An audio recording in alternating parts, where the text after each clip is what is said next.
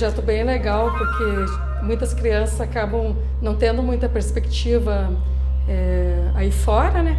E daí eles veem na música uma condição até de mudar de vida até. Como é uma área que tem pouca oferta de lazer, né, esporte, eles se ocupam com uma atividade positiva, né? E além de tudo o aprendizado, que é difícil ter um curso de música com o gabarito deles. Eles aprendem tanto a teoria quanto a prática, né?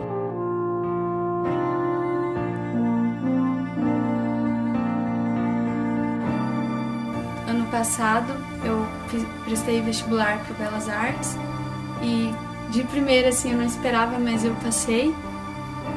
Muitas oportunidades apareceram, sabe? Eu consegui entrar numa orquestra e ganhei bolsa.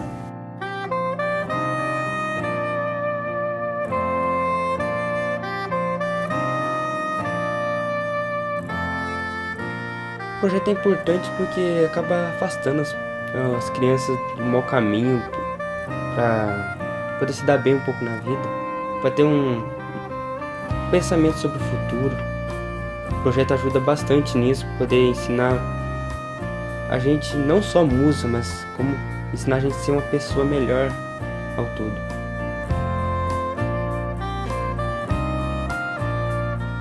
Porque os pais já aparecem mais no projeto, então eles colaboram mais com a escola, então uma coisa é unida à outra. Então tudo que a comunidade está na escola, eu acho que é válido também para a educação dos nossos alunos aqui.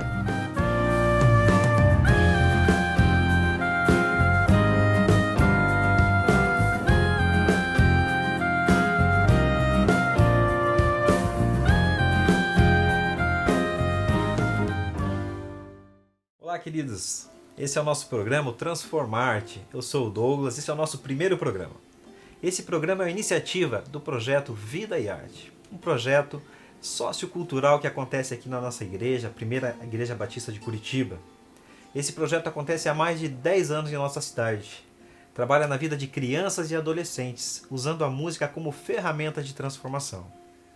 Eu sou Elcio e a partir de hoje, sempre aos domingos, ao final de tarde, estaremos aqui com o quadro Vida e Arte. Nós traremos um convidado da área artística para contar a você suas experiências, suas conquistas. Você vai conhecer o bastidor de cada artista. Saber que a arte, ela emociona, ela te faz sonhar, mas fazer arte não é fácil. Não é fácil mesmo. O programa também tem o Arte que Transforma. Eu sou o Luciano e vou trazer para vocês crianças do projeto que, além de trazer um pouco da sua história de vida, vão trazer um pouco também da sua arte para nos presentear com esse dom que Deus maravilhoso deu a eles, ok? No programa de hoje nós temos Vitor Mendes dos Santos, que é um trombonista, que é egresso do projeto, né? Ele era do núcleo Senhorinha de Moraes Sarmento e hoje faz faculdade de música na Escola de Música e Belas Artes do Paraná. Muito bem. E o nosso primeiro convidado, ele é muito especial. Ele é o idealizador do projeto Vida e Arte, ele é o nosso mentor, ele que está por trás de tudo isso, ele que nos motiva. É o pastor Paulo Davi, é o pastor do Ministério de Adoração aqui da Primeira Igreja Batista de Curitiba. Além de um grande músico, produtor musical, ele vai contar um pouquinho da sua história, né? A história de vida, a sua carreira e um pouquinho do projeto, como nasceu esse sonho no seu coração. Então você não pode perder, fique com a gente.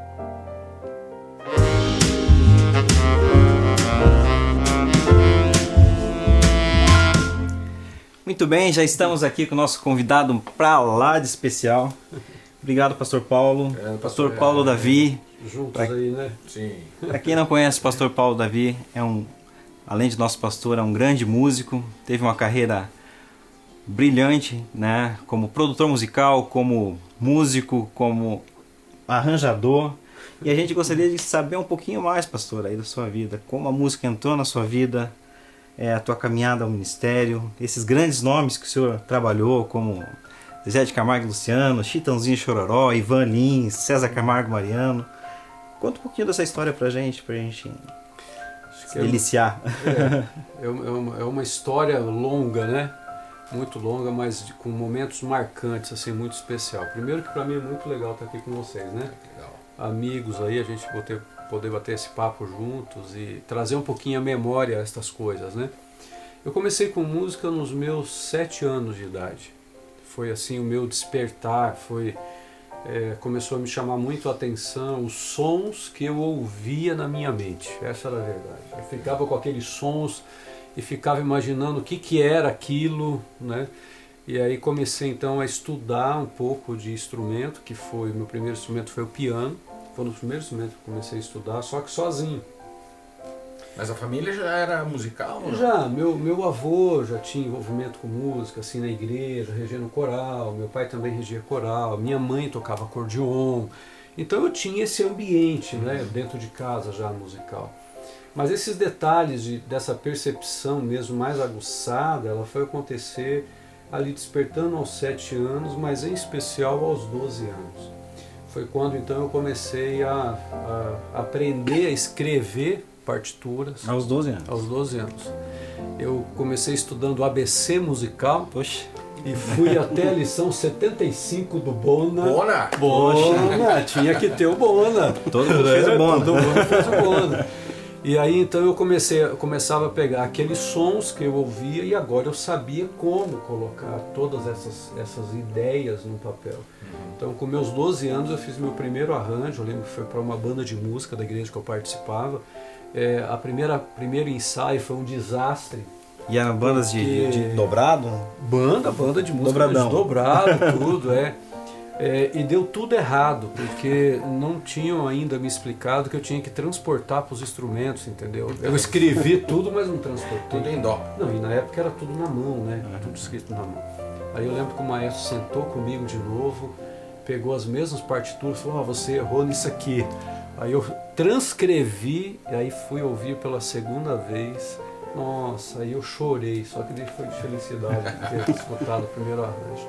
E gravação, eu comecei a trabalhar em estúdio com 14 anos de idade, lá em Maringá Cedo. mesmo. Posso dizer que ali já começou uma profissionalização, porque aí eu não parei mais. Vi para Curitiba com os meus 18 anos para tentar a vida como músico aqui. Foi uma fase muito difícil na época, difícil financeiramente. Fui trabalhar na Bosch na época, porque lá eu trabalhava, tinha um salário fixo, mas ao mesmo tempo trabalhava por turno. Então dava tempo de eu sair para ir para os estúdios gravar, né? Mas era muito puxado. Aí Deus foi abrindo as portas e comecei então a me envolver mais diretamente com o estúdio.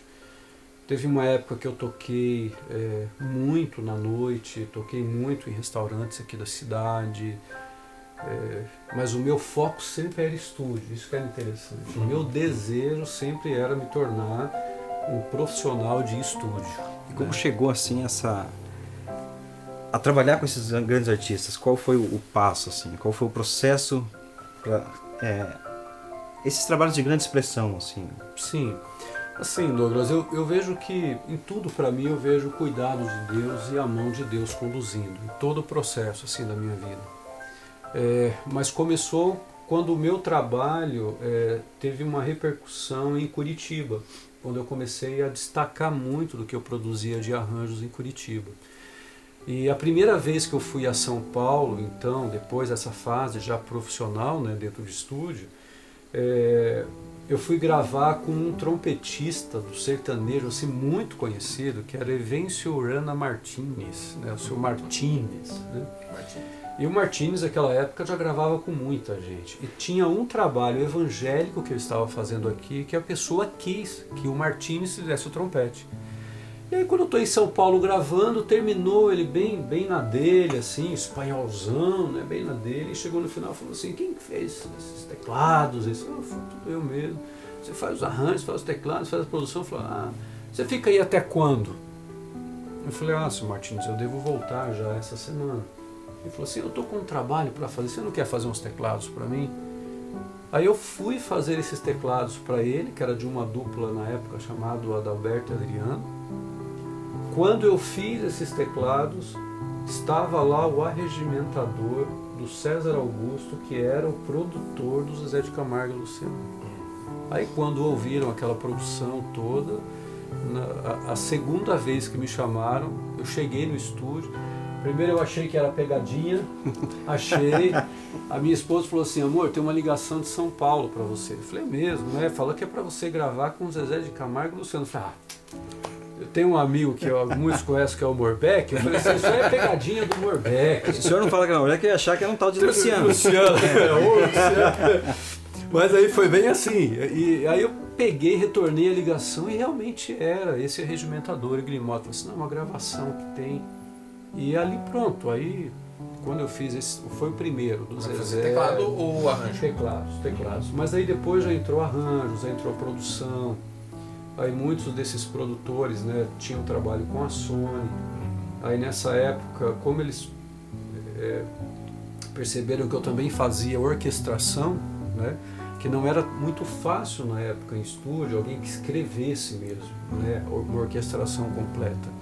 Isso também abriu assim um espaço muito grande. Aí eu comecei a fazer trilha de seriados da Sony. Aí veio outros artistas, né? E foram oportunidades que Deus foi dando na vida profissional. E essa caminhada até o ministério, hoje ser pastor da Primeira Igreja Batista de Curitiba, um ministério de adoração que é conhecido, acho que no mundo todo, quase, né? Em boa parte, pelo menos, né? Que tem uma expressão muito grande e tem uma referência muito grande. Foi uma transição desafiadora para mim. Quando Deus começou a colocar no meu coração que o que Ele tinha era eu cuidar de gente, né, era muito diferente do que eu fazia. Né? Eu era um pianista, eu era um músico, eu escrevia arranjos. Né? E quando Deus começou a colocar isso no meu coração, foram praticamente 3 anos esse processo, até eu tomar uma decisão. Foram 3 anos.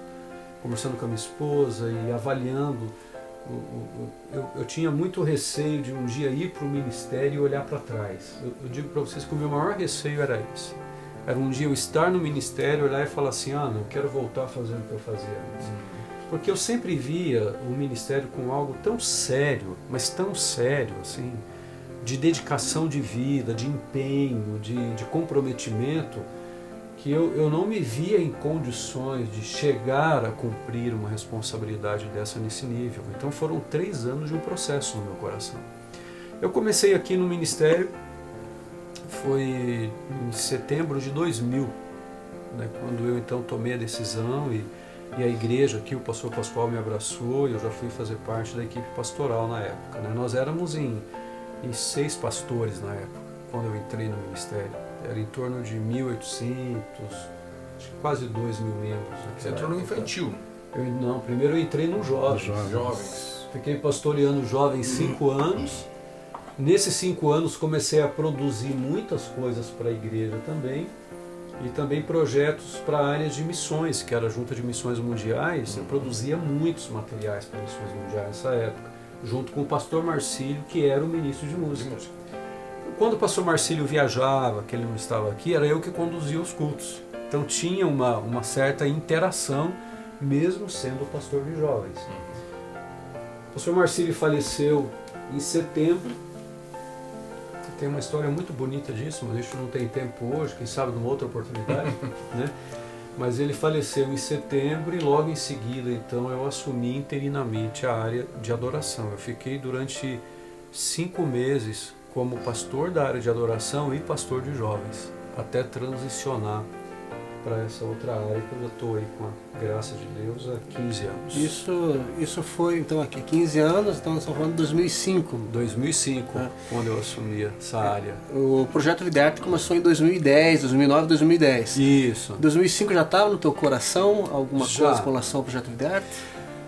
Olha, Elcio, é até interessante a sua pergunta, porque o projeto Vida e Arte, ele não estava no meu coração da forma que ele acontece hoje.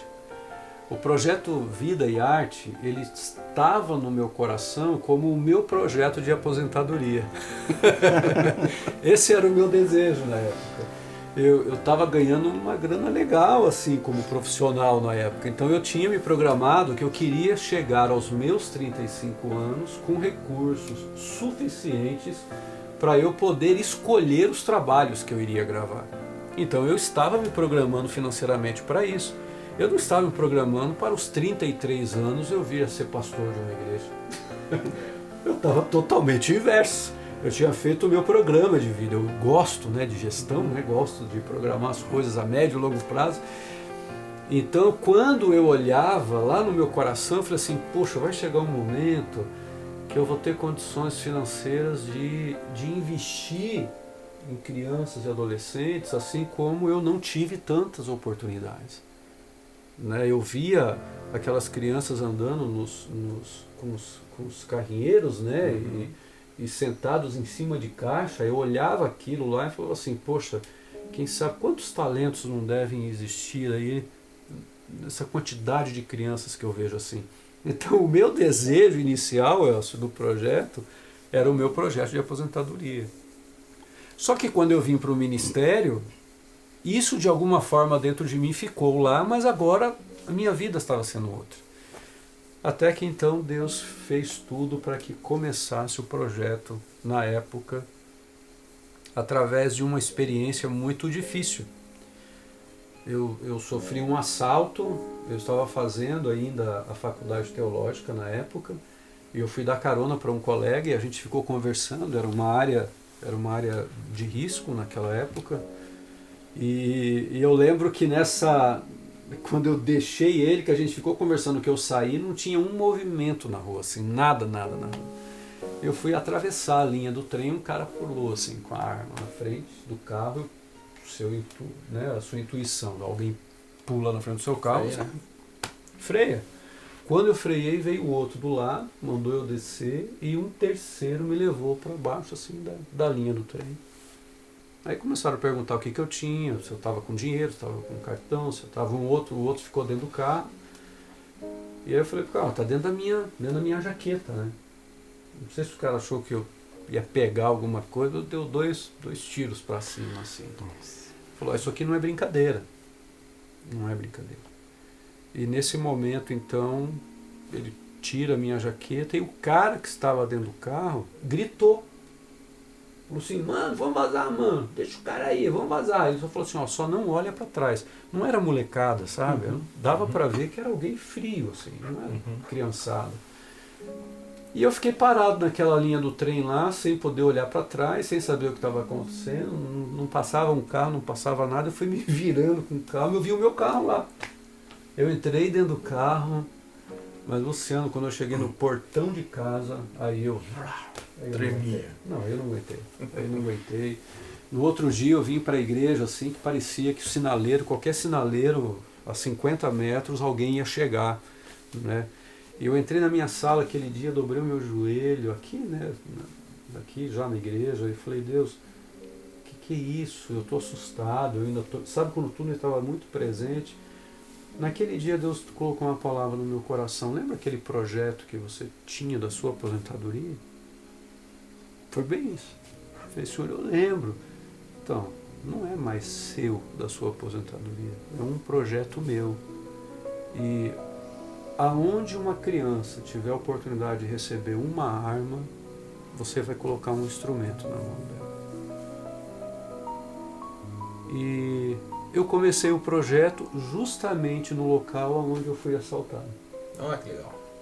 Então, quando eu olho hoje, o projeto hoje toma uma dimensão que já nem sou eu mais, são todos vocês, né? Essa equipe toda que trabalha e continua escrevendo essa história, né? Porque as coisas de Deus, elas são assim, a gente faz parte de um processo.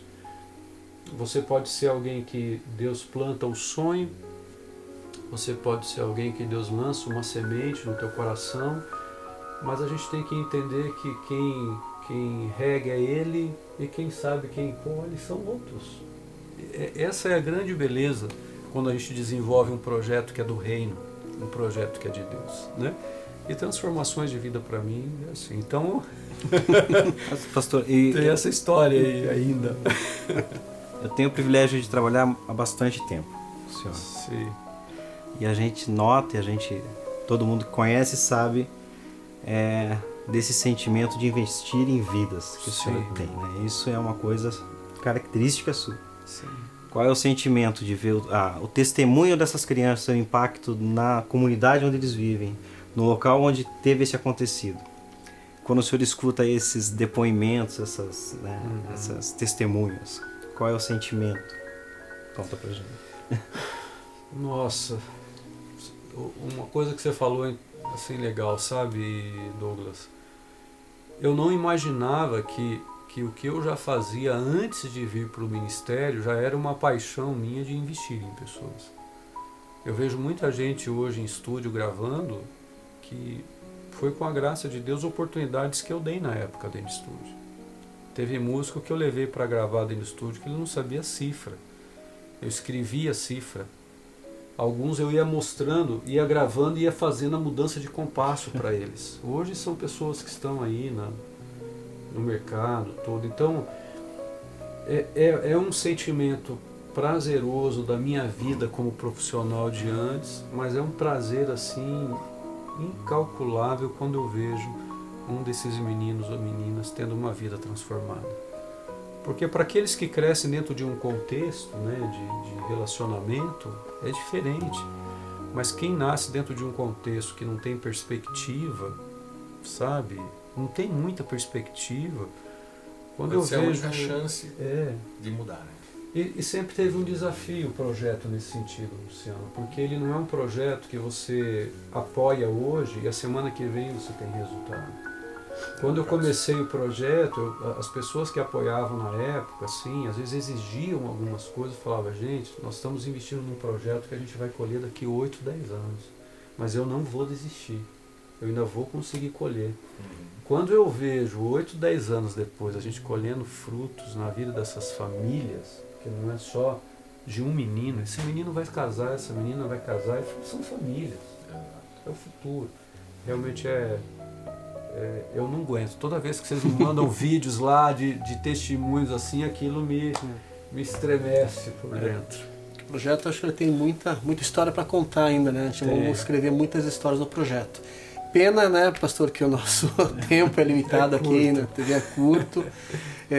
Mas você não vai embora ainda, né? Porque no quadro Arte de Ouvir, além de uma palavra sua, também teremos uma música, né? Para você lembrar do teu tempo de tecladista, né? Aí. E o que vai ser?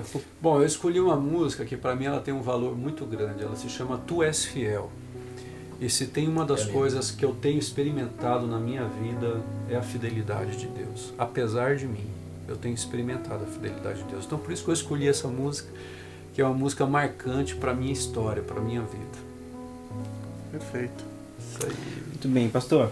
Agradecer a tua presença, agradecer por ser esse pastor motivador, né, no nosso ministério, nas nossas vidas.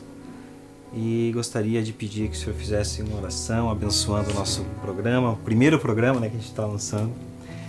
E a gente sabe que esse programa é em função do projeto Vida e Arte, né? E que as pessoas possam entender, né, o nosso propósito e o propósito maior que Deus tem na vida de cada uma dessas crianças. Então, vamos orar, sim. Se você puder fechar seus olhos, né? Se você não puder, você só escuta. A gente fecha os olhos mais para poder realmente colocar e olhar para dentro da gente, daquilo que a gente deseja. E o meu desejo é que esse projeto, esse programa seja uma bênção na vida de onde chegar e para quem escutar, né? Então vamos orar aqui. Pai querido, muito obrigado. Quero agradecer ao Senhor por essa oportunidade de iniciarmos uma extensão do projeto Vida e Arte através desse programa Transformarte. Quero agradecer pela vida do Luciano, pela vida do Douglas, do Elcio, da Lisley, do Thomas, do Heitor, pela vida do Johnny, toda a equipe que está trabalhando e envolvida, que realmente as histórias aqui contadas, elas sejam de inspiração, de transformação, de proclamação daquilo que nós cremos sim, que a arte tem condições de realizar na vida de pessoas, mas isso só é completo também quando o Senhor faz parte disso. Então louvamos a Ti, pedimos a Tua bênção e que cada vez mais as marcas do Senhor sejam evidenciadas também através das pessoas que assistirem e participarem deste programa. Assim eu oro, dedicando e confiando em Ti, Pai. Em nome de Jesus. Amém, Pai.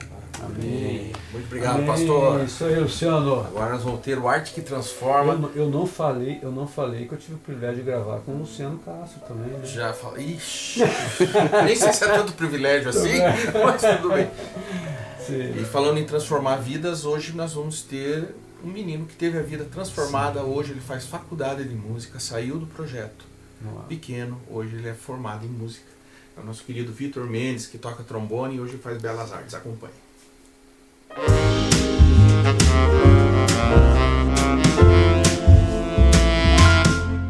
Meu nome é Vitor Mendes dos Santos, eu tenho 19 anos. Não lembro exatamente o ano que eu entrei no projeto, mas eu acho que foi em 2011, 2012, por aí. Eu tinha uns 12 anos na época e a forma que eu entrei foi através de um amigo meu. Era fanfarra antigamente aqui no colégio e ele sempre tocava, né? E um dia meu pai se atrasou pra me buscar aqui no colégio. Ele falou, vamos lá com a gente esperar no fanfarra, eu tô tocando e tal. Eu vim com ele, eu conheci uns professores e tal. E esses professores perguntaram se eu queria tocar. E eu queria tocar, né? Daí meu pai se atrasou bastante tempo, assim, eu participei daquele ensaio com eles. E eu queria. Daí no outro ano veio o projeto pro colégio, né? O Espaço Vida e Música na época. E a partir daí eu escolhi o trombone, porque eu via meus amigos tocando trombone e eu falava, eu quero tocar trombone também igual meus amigos. E foi assim que eu escolhi meu instrumento. E a partir daí, só história, muitas histórias eu vivi aqui no projeto. Eu tive muitos momentos bons com os professores, eu tive momentos de desabafo, de conversa, de conselhos que eu recebi muito. Meu primeiro trombone que eu comprei, eu tive o apoio do Douglas.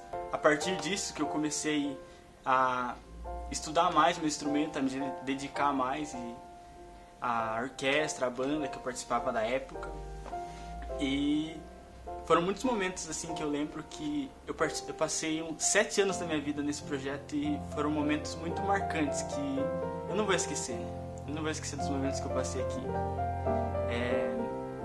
Teve os acampamentos que eu acho que foram os mais marcantes, foi onde eu me aproximei mais da galera, foi onde a gente se divertiu, onde a gente aprendeu mais sobre Jesus. E eu lembro que a gente tinha a célula aqui, o Tá Ligado. E quem era nosso líder era o Thiago Pedra. Eu lembro que um dia numa célula, era super divertido a célula, super descontraída.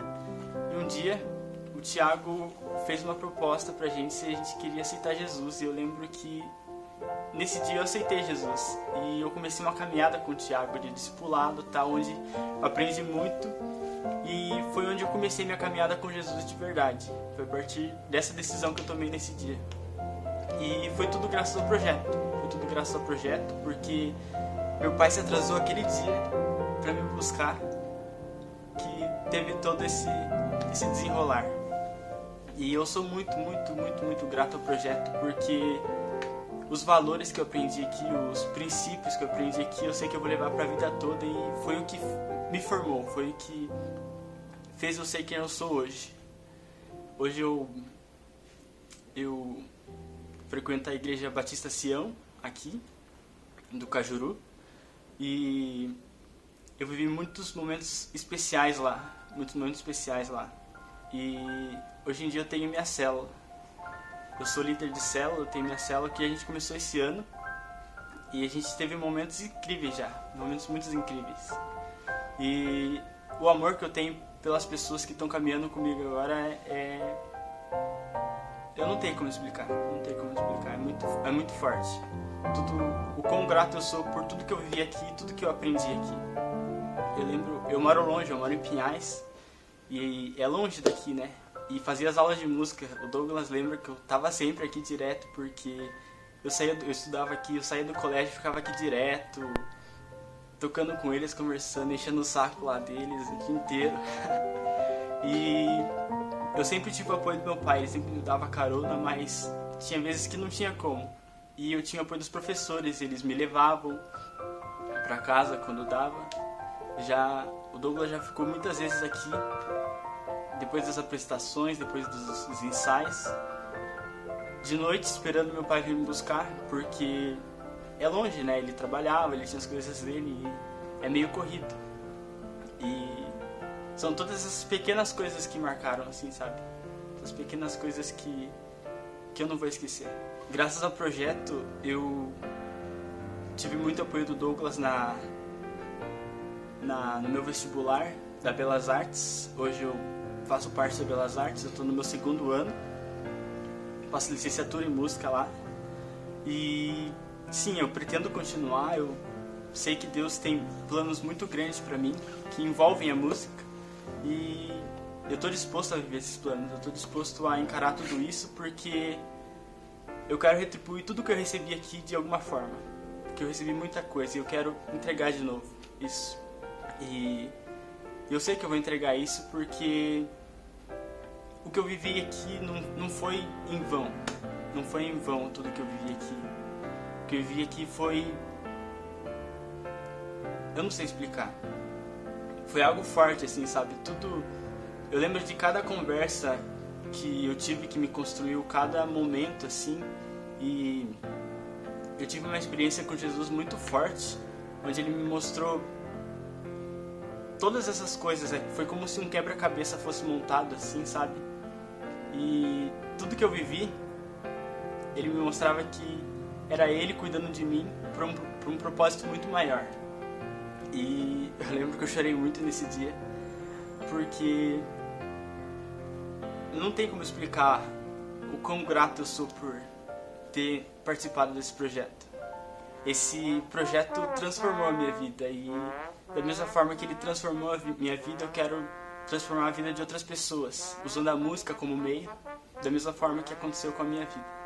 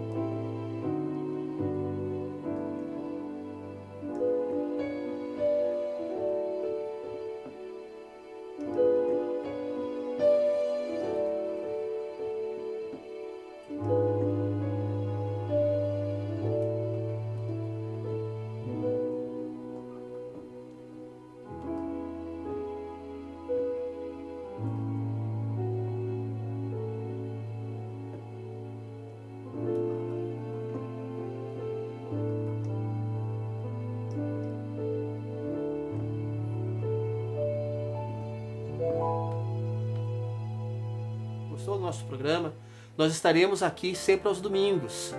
E eu quero deixar o meu agradecimento a você que nos assistiu e principalmente a você que nos apoia, empresas e pessoas que investem nessa causa.